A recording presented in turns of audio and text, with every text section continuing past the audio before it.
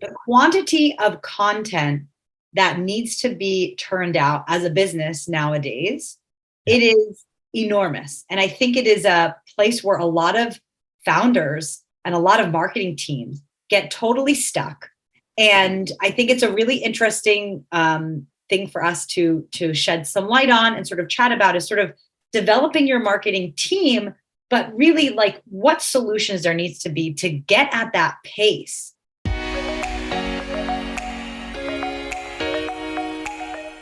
I'm so excited to chat with you. And I think it's a really fun to share a little bit about how we connected.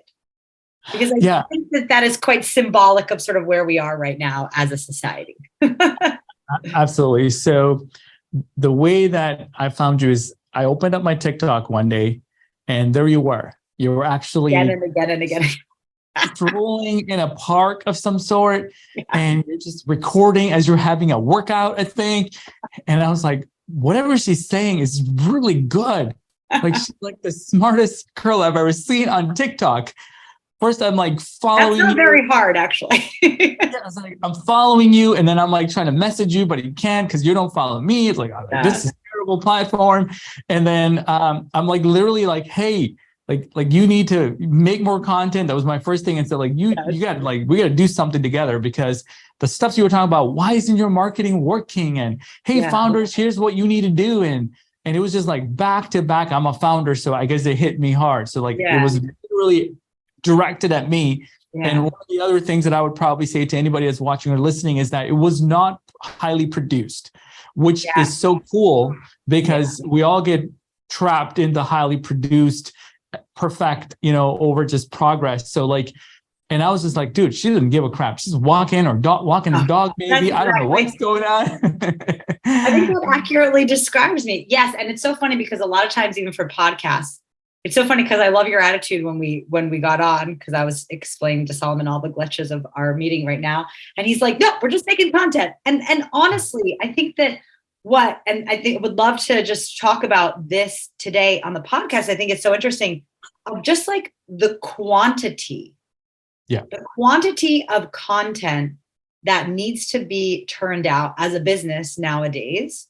It is enormous. And I think it is a place where a lot of founders and a lot of marketing teams get totally stuck. And I think it's a really interesting thing for us to shed some light on and sort of chat about is sort of developing your marketing team, but really like what solutions there needs to be to get at that pace, right? Because I think there's a big question of in-house versus agency and all of that stuff. So let's get there. But let's first talk a little bit about you. I mean, so yes, our friendship started on TikTok, which is gorgeous. And so how did you start ClickX, and sort of what's your origin story?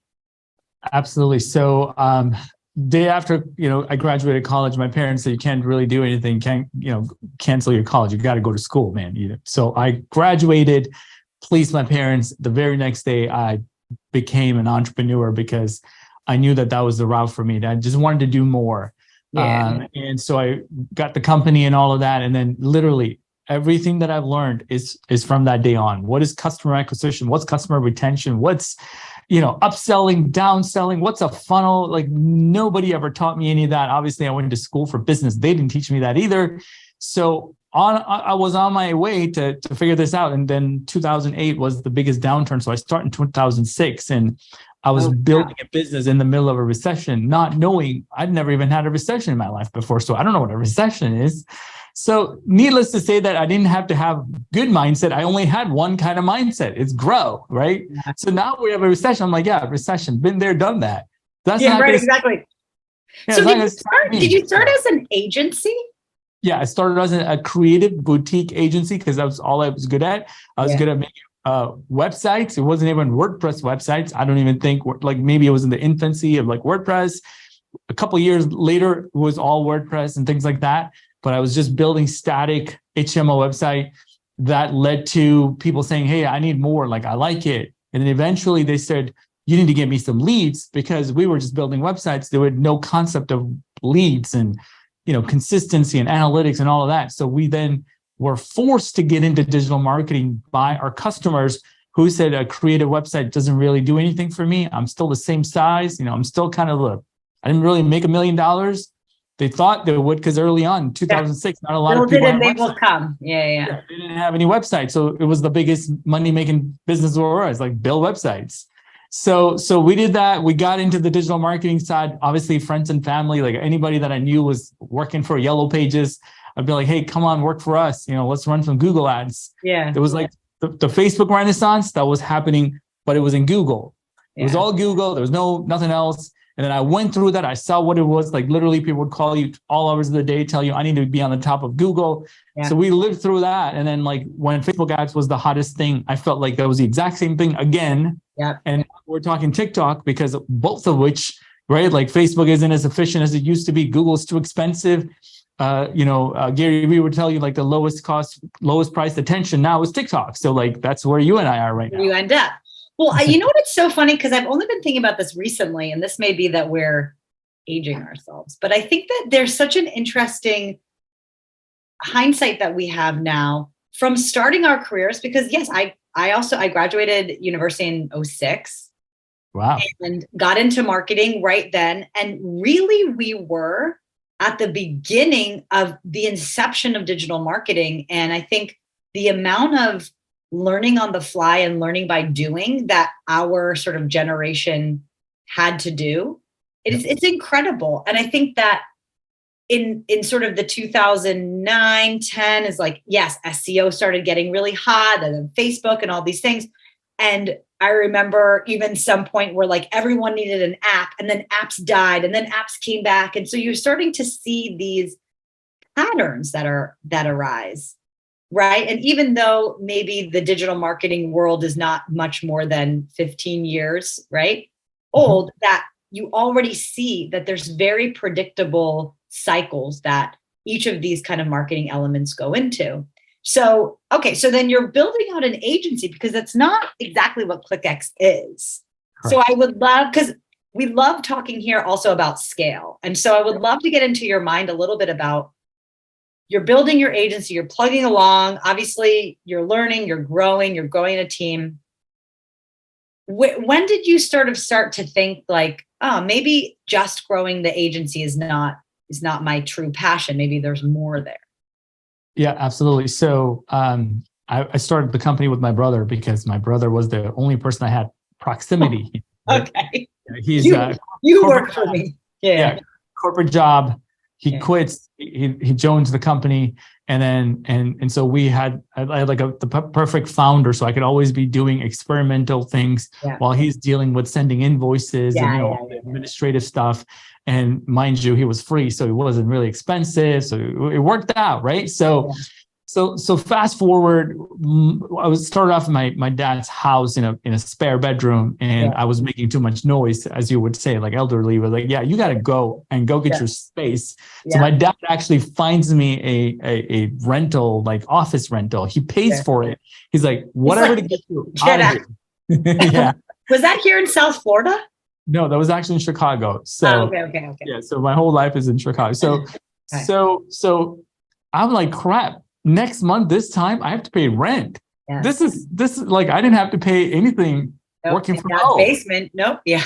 Yeah, this sort of became like crap. And then obviously there was a lot of space, very nice landlord. So we have all these desks that we bought from like Office Depot or whatever. So started putting like kids from graphic design school to do graphic design. And it was like we were building like this business, right? So we realized like I have always had this techie sort of like I'm always, playing around with computers and just figure stuff out.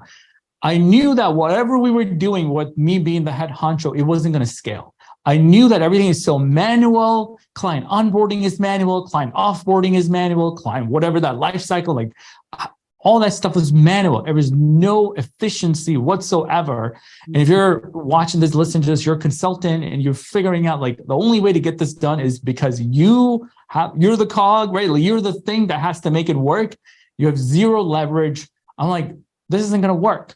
Now, I'm not a tech founder. I wasn't building a tech company. I was building like a service business, which is you charge them $1,000 and you do $1,000 worth of work. And, there's like $200 somewhere for you to eat, right? Like it was not Right. Yeah.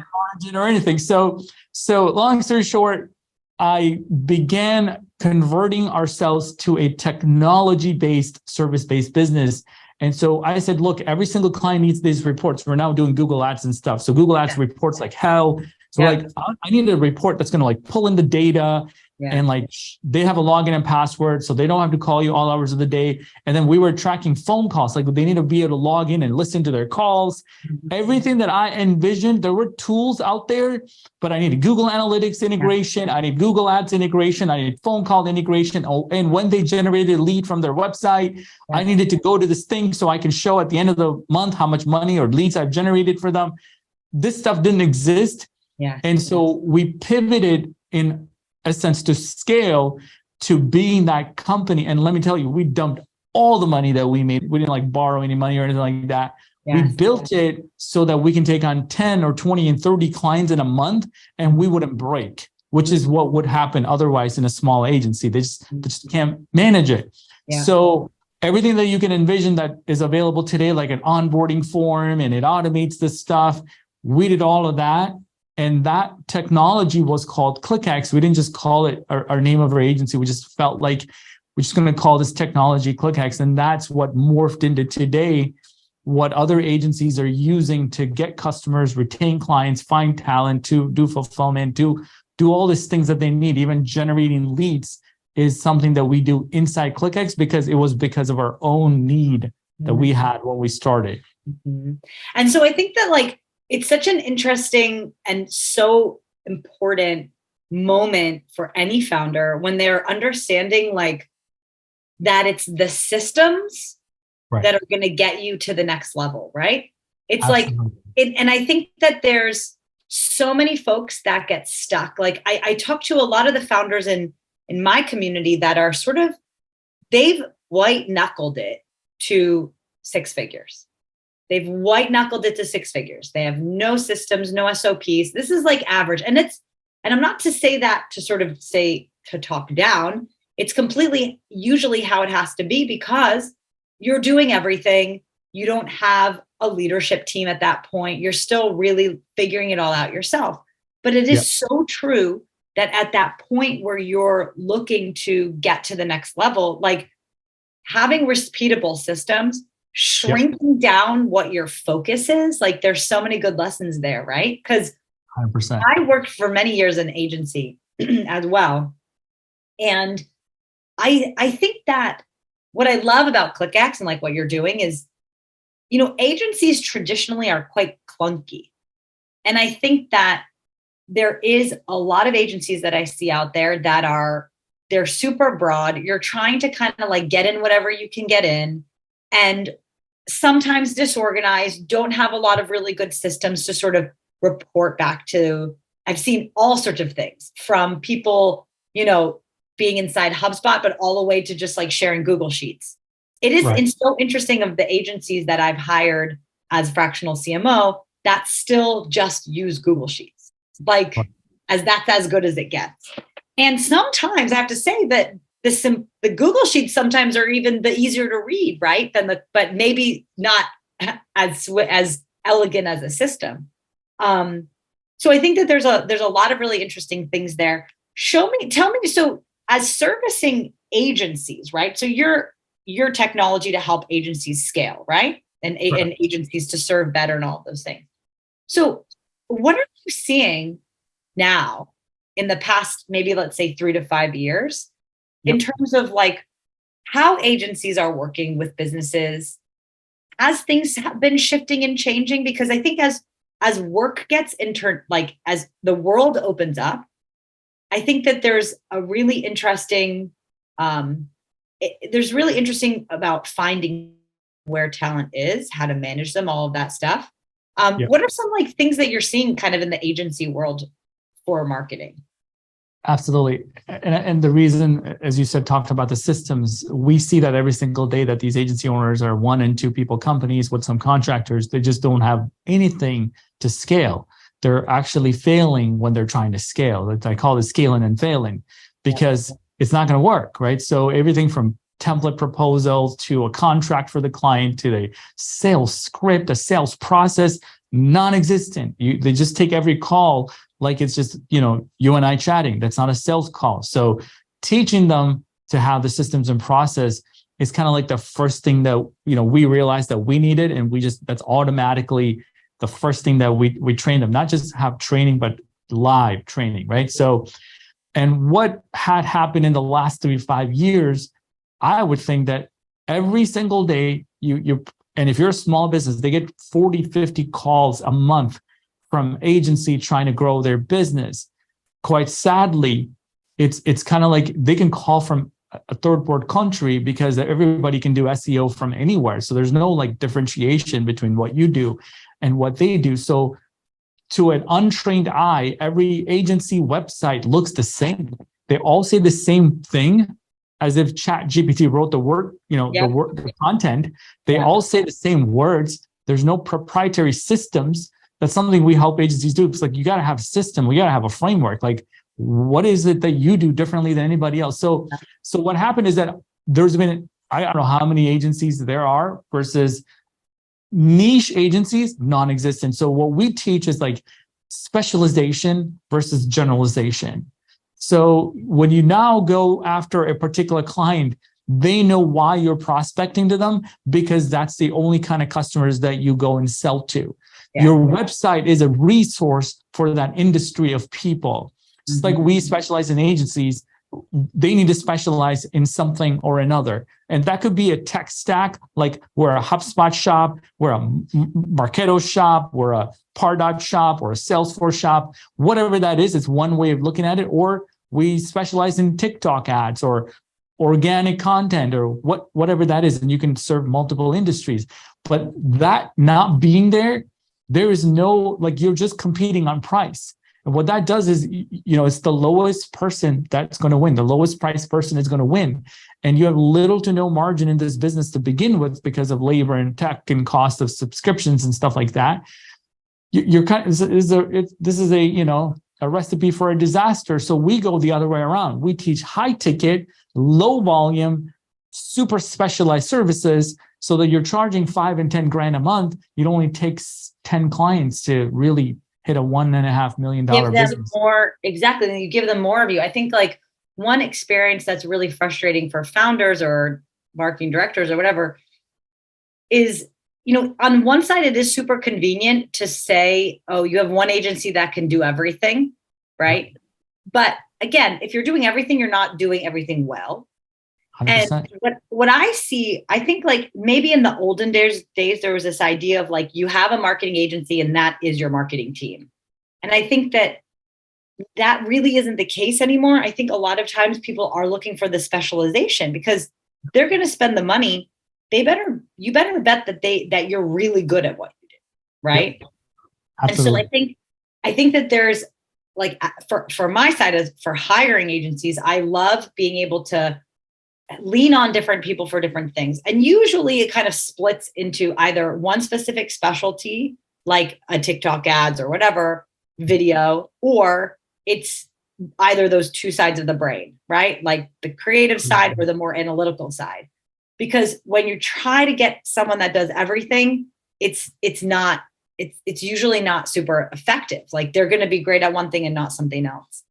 And then I think go ahead, Ian. I was going to say, there's only a few agencies that can actually do that. And they're the ones, with 800 employees that can specialize in all of these things. They can have a creative department. They can do video shoots. They can also go do photography for you and do paid media. But for the most part, most agencies are, like you and I saying, they dabble in everything. They're doing average work at best, and they don't have anything that they can say that they're the best at in the entire world. Yeah. And so I want to go down to the path of being the best at whatever it is that I do. And that could be a type of client, a size of company, an industry. And if you can nail that, you're going to make way more money than being a generalist with low margins. Yeah. Nobody wants to play that game, especially not when the labor market is where it's at right now, or the customers are pulling back on their budgets. This is like survival of the fittest. So you would have efficiency because you do the same thing over and over. And then you also have expertise on the people that you hired. So that's all they do. Like, for instance, if I had you in my team and you're my fractional CMO and I had 8 of you guys, and all I did was fractional CMO work, and I didn't pick up every paid media and creative business and social media campaigns, I'm like, sorry, that's not what I do. I do performance-based fractional CMO work. And here's what we charge. We charge $20,000 a month or whatever it is. Now I only need so many clients, and then I have the best in talent. Here's what happens. So you, as my talent, would enjoy the work that you do every day, because it's the kind of work that requires you that you're challenged every day. And also the company succeeds, and also our customers don't have to go hire this kind of talent in a pool that is non-existent, right? There's not a lot of great talent out there because most of them are working. You can't go find people that are not working. They're not going to be that great. So that's what you and I get to, that's where I think agencies really need to think about, or somebody who's thinking about starting an agency, who is a marketing manager today and want to go and, dabble in like entrepreneurship and side hustle and weekend or whatever you want to invest in. They need to think about, what am I really good at? What can I bring to the world that I'm not going to say yes to everything, but it will certainly help me add an extra, income to my business. Definitely teach me. This is the greatest personal development is starting your own business. Like, you're going to learn so much so fast about sales and marketing and lead generation. You might as well do that. And then this enables them to actually have something to, you know what I mean? Like, okay. But let me tell you, it's interesting because 2 questions. First, I want to talk now to like any service based company. Yeah. And I would love you to share a little bit about that transition, right? Because I imagine that when you were an agency yourself and you were servicing as an agency, it took like a little bit of courage to sort of par things down and to say, okay, you know what? I'm not going to be a marketing agency serving anyone out in the blue ocean. I'm going to specialize in selling to agencies with this software that we developed and being able to sort of scale agencies and all that stuff. That pivot and that focus, was it nerve-wracking for you? Because those initials saying no to opportunity, I'm sure, is not easy. Yeah. So great question. So all I did is I took the technology brand that we built and ran. My brother is still managing the agency that we started. You had your cake and ate it too. Yeah, so it enables us to, because we had very long-term clients, and those clients would not leave because they love what we do. And so this is kind of where a lot of agencies struggles, retention, and we've nailed it by actually specializing as opposed to being a generalist. So I have the privilege of building the tech. Not only is it useful for our own company that we built and still in business, we're actually taking everything that we learned to help the 1-person agency, 2-people agency. They can't break 10K a month. They can't break 20K a month or 50K a month. How do we do that? Like you and I just said, it's the systems. Mike Lee Gerber is a friend of mine, the author of E-Myth. If you read his book, he never talks about what business to do. It just talks about the business is the product. Yeah. Business is the product. It's not the thing that comes out on the other side is the product. McDonald's has built a product, which is what you buy as a franchise. That's the product, right? Yeah. Like you and I buy Chick-fil-A, we think the chicken sandwich is the product. It's not the chicken sandwich. It's actually the systems that makes the chicken sandwich is the product. Yeah. So we start to think differently, and nobody in the creative business, even if you're analytical and you can run paid media, they don't think like you and I just discussed. They're just thinking that I need to get a bunch of paid media clients and deliver amazing result and hope they stay. Does that make sense? Or, so I hope I can sell them more or find me a referral. So we teach them like, hey, there needs to be a 5 steps to onboarding a client. There's this thing and this thing and that thing. And then here's how you upsell them. Here's how you pick a niche. And most people cannot. That's the same struggle you just told me. So just to say like, you mean I can't take a business from somebody who doesn't have HubSpot or somebody who doesn't want TikTok? And you're like, yes. I'm like, yeah, that's what we want to do is we need to generalize. You got to be something for someone, or else you're just being everything for everyone, right? So that is nerve-wracking, and that is usually where most of the agencies that struggle that are in our partnership is the saying no part, or even thinking about niching down, like scares them to death. But if you look at the other side, they get the piece that they want. They can hire other people because the company does the same thing every single day, like Disney World. Doesn't change every day. So, you're doing the same exact thing. And so now you can start writing down your process and systems, hire a person, hire you as the CMO and say, hey, this is what we're trying to scale. Here's our media buys. We spend 10 grand a month and this is what we're getting. But if I was selling 10 services to 10 different industries and I had 10 grand to spend, I'm spending 1,000 each.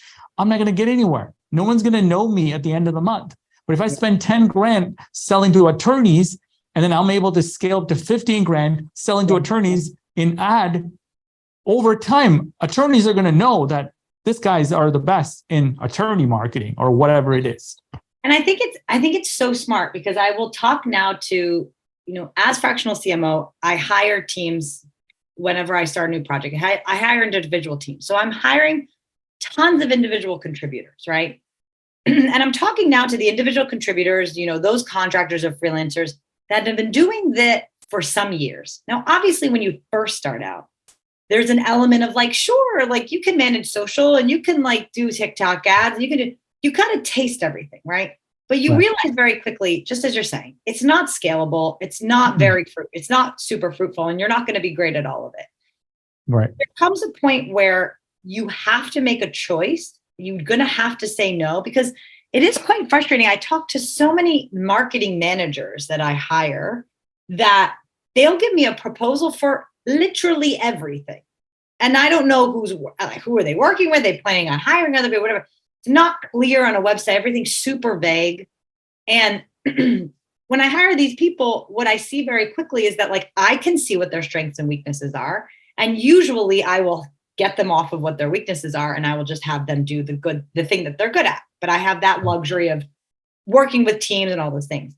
And so I would say, like anyone who's a marketing manager who's in that world, if you've given a proposal to anyone in the last 90 days that are doing things that are outside your zone of genius, like take a long, hard look in the mirror and just say what it is that you're good at and just focus on that. And 100%. using like resources that you have, like following that formula is exactly it. It's like, okay, let's get our sales and onboarding process tied up. Yep. Fine. But then it's like the sweet spot comes in how do you get your systems and delivery processes? I think that's where a lot of people fall off the wagon, because when you're working face-to-face with clients, this is a question to ask. Sure. How do you keep I can hear people asking this all the time because I know working in agency or whatever. How do you advise people to stay within the goalposts of that scope of work to be able to work in this fashion? Because a lot of times, once you're hired by the client's going to ask for everything. So it's kind of goes against what we're talking about now. It makes it really challenging. Right. And I use this analogy that if you go to Domino's Pizza, they don't sell you hamburgers, and you don't go to McDonald's and buy, tacos. Yeah. You got to learn that you built a system and the system's only capable of doing this. Of course, you can now be a generalist and go hire out a creative person and hire out, this thing and the other. What you're doing is short term, you're making money. Long term, you're becoming unscalable unless you plan on playing all of those things at the same time, like a very big conglomerate, right? So most people don't have that. They just want that short term income to get them to the next quarter or whatever. It's primarily because they don't have a lot of leads coming in. So they just have to take whatever comes in. So what we teach is a different model, which is demand generation for your own business. You got to go out there and talk about the thing that you do best so that you can generate the same kind of leads that will fill your pipeline to then do the systematic approach delivery. And if you start going into all these different niches, what you're going to run into is that delivery is different. A contractor only knows one industry, so now you got to find another person. You keep running into brick walls, right? And you get frustrated, you got burned out, you need a vacation, but you can't go because all these people are calling you. It's again a recipe for disaster. So what can you and I do? We got to teach demand generation for the person that is niching down or trying to do this thing so that they can build enough content and enough ads on Facebook, TikTok, YouTube ads, whatever, so that they have new leads coming in every single day. It's like taking over your own pipeline. You got to really manage your pipeline so that you only take on the clients that are the best fit to what you do best.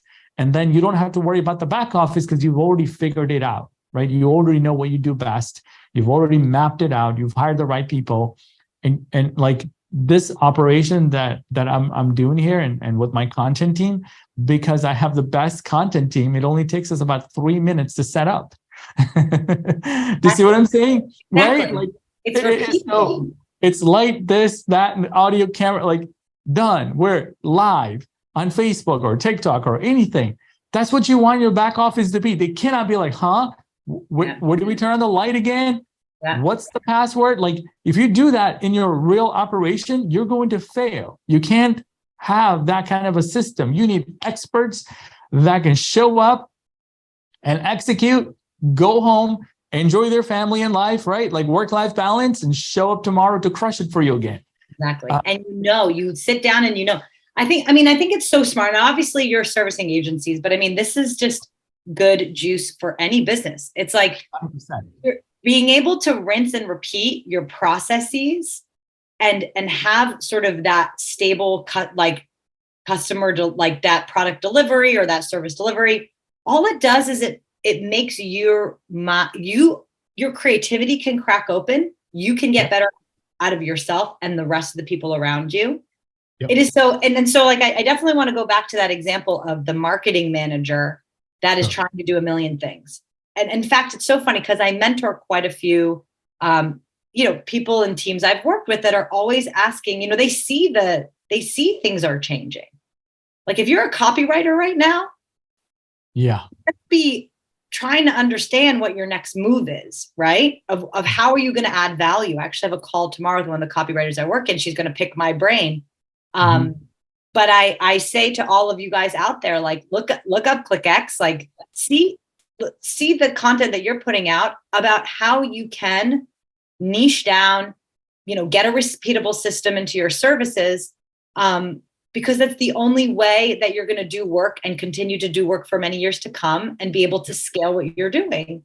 And I think in all businesses, there is that danger of that short-sightedness. I think we all fall victim to it, but we have to remain in that 10,000 foot view of what is it we're building to grow, because it's fun when you first start freelancing, right? Or you first start consulting and you get those first couple contracts and it feels nice, but very quickly you see like, oh, wow, X amount of dollars a month is great, but I'm not going to be able to do more than that unless something is different, right? Correct. Yeah, it's just the more balls that you have in the air, the chances of you losing one, dropping one is super high. And I also don't want to look bad in front of my clients. So like we always build, again, the fulfillment and the system first, and then we work our way to the front so that it's not a question of later on, what is it that we can do in the back end? We've already nailed that down. What I can do, what I recommend is if you plan on doing other services, but you didn't want to be the master or the best in the world, you team up with other people, which is what we advise. I team up with you because I don't want to do that fractional CMO work. And I say, hey, every time I want to, get a fractional CMO, here's who I work with. And I do a warm intro. And this way you get your business. I stay in my lane. My employees aren't confused about me adding a new service because what you do, you're the best in the world. I can tell you that right now. If I watch 6 of your videos, I'm sold. Literally, like you speak to the pains of folks that I work with every day, right? So all I'm saying is that that's what you need to do. If you really want to be a video shop, but you don't plan on buying all this equipment and hiring a bunch of people, you need to team up with a studio that's in your town or city or whatever and say, hey, for all of our YouTube video ads, we work with these people, but we just run and manage the ads. Yeah. We're AdWords specialists, right? Like we're a Google Ads specialist. This enables you to offer these services without actually lugging all this overhead and also learning new languages. Every business has its own language. You got to learn that language. Such a good point. Such a good point. Like if you're working in many different verticals, absolutely. I definitely want to also point out, because I think you make a very good comment there, is that like just because you're staying in one lane doesn't mean that you actually have to be able to execute on all of those things perfectly well yourself. Correct. But it's that process of really getting intentional with the people you bring in, and just staying in the lane of who you're serving. because I have definitely in my career made lots of mistakes of trying to put the wrong person on the project, because they're really good at doing that for e-commerce, for example, but not necessarily for lawyers, right? Because it's maybe a different skill set, it's different languages, all of that stuff. So that's another argument for kind of staying niche. So, okay, so this is so cool. This is so interesting. And I think there's a lot of really great marketing managers and stuff that are listening to this now. So where could they kind of find out a little bit more about you, or any resources you can share with anyone that's sort of maybe people working on my teams, because I know y'all listen to my podcast, or other marketing managers that are saying like, hey, it's been cool for the past couple of years being a freelance whatever, but I'm ready to make more money and kind of turn this into a real business. Absolutely. So great point there. And I'll kind of sum it up with two things. There's probably never been a better time. And I started this in 2006. I thought that was the best time. Look, this is the best time. Even with all the AI things that are there, I think it's only going to get more and more interesting, because we just have to learn to be really efficient. And as I said, you need to really know what you're good at. It is not the time to just dabble in 50 different things and trying to make it work. It's to really double down and make a bunch of money. It's to sell less, but a higher ticket, so that you have the lifestyle that you're looking for. To kind of summarize the point that you said before, how I started to scale a ClickX business was first by doing the work for agencies, because that was directly what I was doing for clients. Mm-hmm. So all I did is I took my services and then I just leveraged other agencies that were struggling to use my resources to get their job done. So we call that white label digital marketing. So like if you're starting an agency or a marketing manager and you're wondering, how can I get the work done because I still have a full-time job, or I have this, is actually to leverage a white label digital marketing professional to do the work for you while you're selling it, and it's your client, it's your servicing. The client interfaces, you get to do the fun stuff. Exactly. And that's what you should be doing, is the fun stuff, because that's the stuff that actually isn't scalable, because it's the stuff like strategy. What should we do? What's our value prop? We're networking and building community, all that stuff. Yeah. Managing paid media campaign. It can be done, by different people that have been doing it for 20 years, and they can do it better. And they have 50 accounts and they're just looking at it 24 hours a day, like the stock market. They're going to do way better. Right. So that's another element of it. And lastly, if they want to find me, it's clickx.io. And you'll find me and our company and our team that's working really hard. We've kind of morphed from there's a SaaS element. There's a lot of technology we do.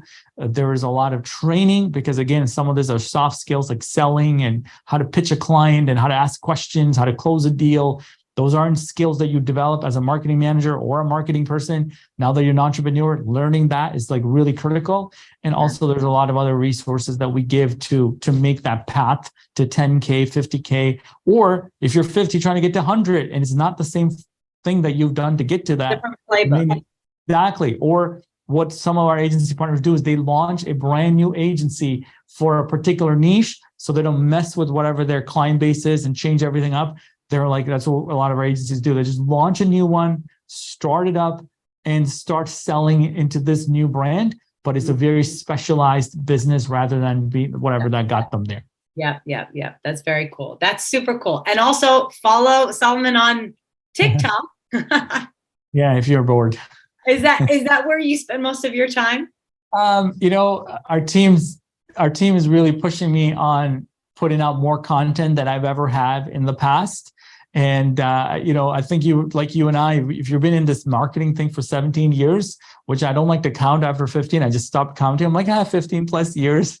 I feel like you know so much more than you think, right? Like there's a lot of people are struggling with SEO. They're struggling with paid. They're struggling with conversion optimization. They're struggling to scale. I'm like, let me just give, it's kind of the impact thing that I'm also very, very passionate about. How do I help as many people that I can't help personally, or a company can't help because whatever, there could be in another country? How do we put out more content so those people can also get to 10K, 50K, 100K in their own countries? Like, go start a marketing business. This is a worldwide phenomenon, right? Google's everywhere. TikTok's everywhere. So like, how do we do that? And so that's why I put out a lot of content, just so that we can breathe the fresh air into, again, you and I think have such unique background and experiences. So if we didn't share that, I think it would be a disservice. I know. And I think it's funny because you kind of go through life thinking, these things are kind of like second nature to us.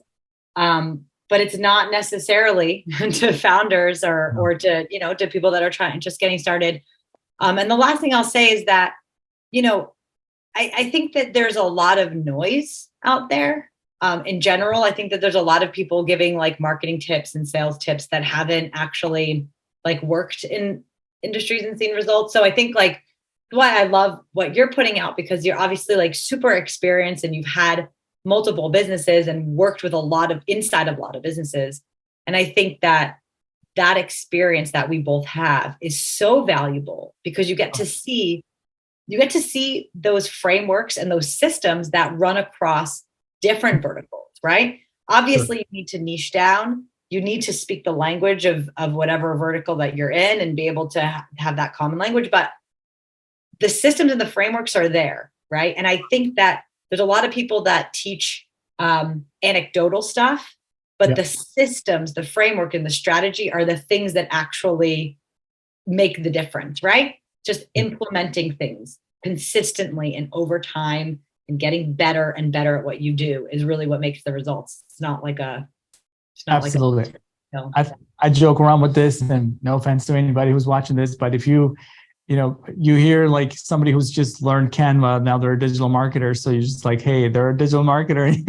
I'm a digital marketer. Like at this moment, it's a very blurry line who's digital marketer and, who's been there, done that. But again, I like that because again, Canva is one of those innovative products that if you know how to use Canva, you're technically a digital marketer, right? So let me tell you, I've gotten into, from agency world, I've gotten into trouble in my past of hiring people that I thought did X, Y, and Z, but they didn't, because, just because you're a Canva doesn't mean you're a graphic designer. There's different skills. And these are part of the game you play, right? Getting into all this, where you learn, you live and you learn. So absolutely. Anyway, thank you so much. This was great. We'll link all the links in the show notes where people can find you. And that's really cool. I'm so happy to have you on. Thank you. Thank you so much, Victoria. Have a good one.